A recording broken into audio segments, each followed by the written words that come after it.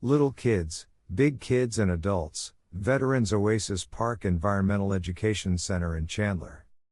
Judy Hedding. All ages can enjoy nature-related programs at Veterans Oasis Park and the Environmental Education Center. Preschoolers ages 2 and up make crafts, listen to music, listen to stories, watch movies and more. Bigger kids might be geocaching, or making art projects or learning about desert creatures.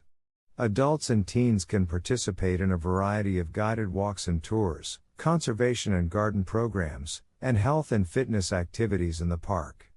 You can find all the workshop and program offerings in the City of Chandler recreation listings. Registration is required for the programs unless otherwise stated. Looking for something for the kids to do when school is out? Summer nature camp at the Environmental Education Center might be just what you are looking for.